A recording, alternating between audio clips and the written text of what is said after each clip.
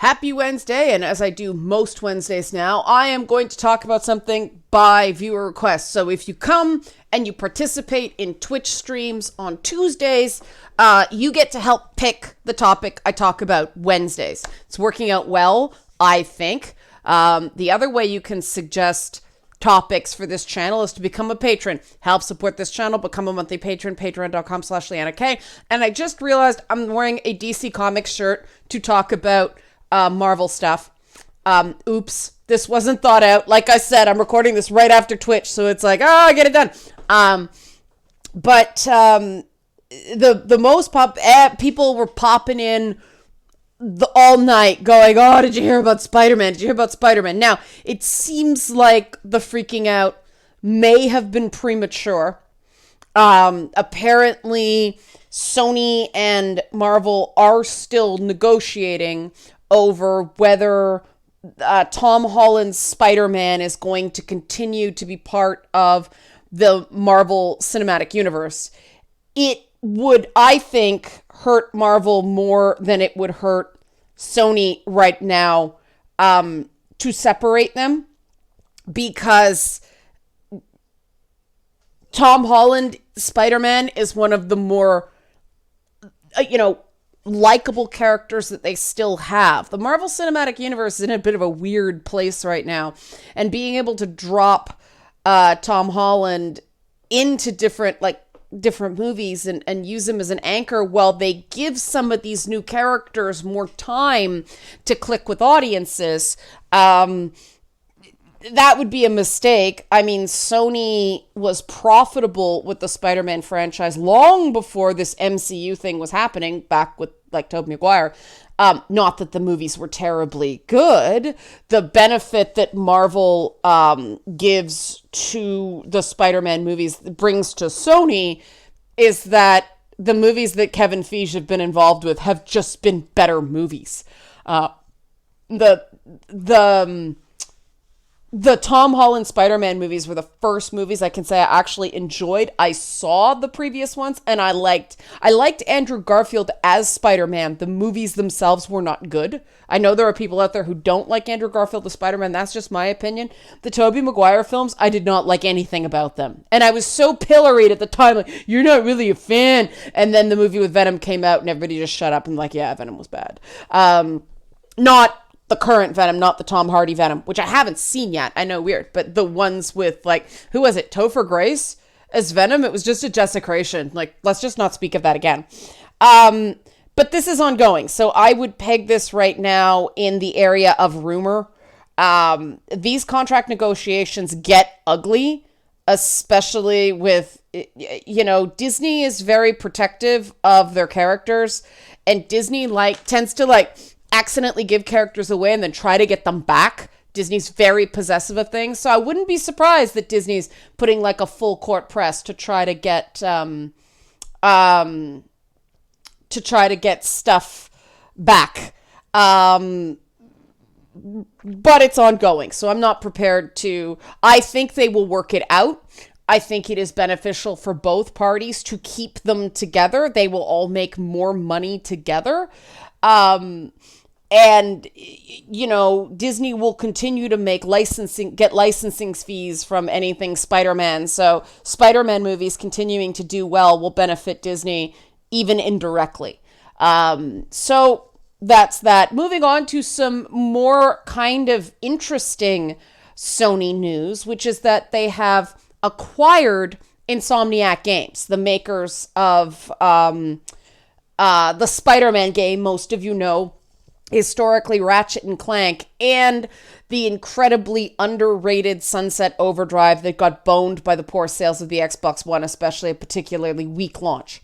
And this is why I think that going Sony first party isn't surprising, and some people are framing this as Sony mimicking Microsoft's aggressive acquisition strategy right now. I don't think that's it. Sony tends to like to have studios that are working on exclusive IPs be first party for a bunch of reasons, but they are treated from what I understand, they are treated very, very well by Sony. Sony is rigid in a lot of ways, but they do give resources. They don't strangle development the way that Microsoft does. I mean, Naughty Dog, first party, right? They can be late whenever they want, as long as the game's good when it comes out. So I think this is good for Insomniac, considering historically they have made Sony exclusives like Resistance, like Ratchet and Clank, which I still miss. I really like that franchise. Sunset Overdrive was a departure for them, and it was a really good game that did not benefit from being on an Xbox. And I know they're studios like Ninja Theory, it's kind of weird. They did an exclusive from Sony. It didn't work. They went off on their own. They made Hellblade, and now they're acquired by Microsoft. And as soon as everybody heard that, it's like, well, start the clock until they're not happy about that either. But Insomniac, because they have this long-term relationship with Sony, it just makes sense for them to go first party because of the extra resources. Some developers have a natural fit with a particular console maker. I think Insomniac's track record with Sony speaks for itself. Some people, when it was announced on Twitch, were like, Sony isn't first party already.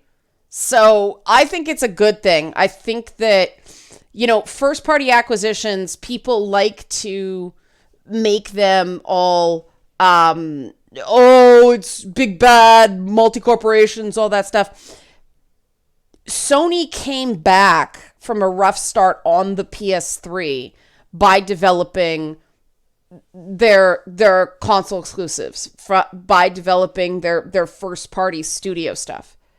And because that strategy worked so well for them, and especially in Insomniac's case, that they have had so much more success with the PlayStation than they did on Xbox, it doesn't make sense not to do it, especially in the era where games are getting more expensive. We're going into, a new console cycle, the Spider-Man sequel that hasn't been announced yet, but come on.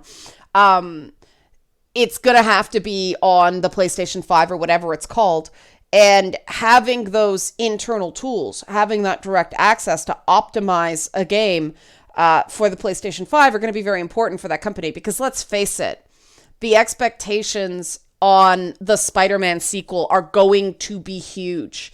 It was such a well-made game. It was so successful. Over 13 million copies sold. That's big. For first party, that's big. Good for them. Console exclusive. That's a lot of games.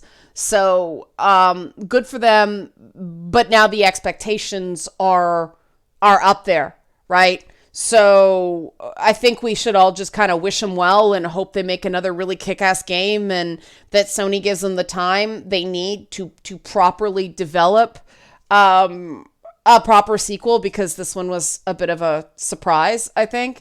And I think they could get away with releasing a few more DLC packs for the game, or even like a standalone story that's download only, just to stretch it out before they bring out that sequel. Because they threw so much at the wall with the first game that they're gonna have to get really creative. I mean, obviously the ending of the game, this won't be a spoiler, okay?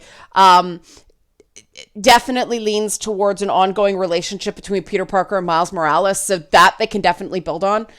Maybe a swapping back and forth mechanic. I don't know. Spider-Man 2 makes sense. There's now 2 Spider-Men. Wow, I'm coming up with the game. Feel free to take any of this, Insomniac. But I'm just glad to see a studio like that continue to do well. So I'm happy. I'm not joining the conspiracy theories. I'm being chill because there's a lot to like and there's a lot to play, and PAX is coming up. So I am trying to just focus on the good things and the things I like, and not get sucked into all this fighting that seems to happen in gaming a lot. Okay, once again, help support this channel, become a monthly patron, patreon.com/LeannaK. Patreon support helps a lot, even if it's just $1 a month, because, the demonetization on YouTube is real. Every little bit helps, and it's just much more stable and much more reliable than the crap YouTube throws at me. Okay, thanks for watching.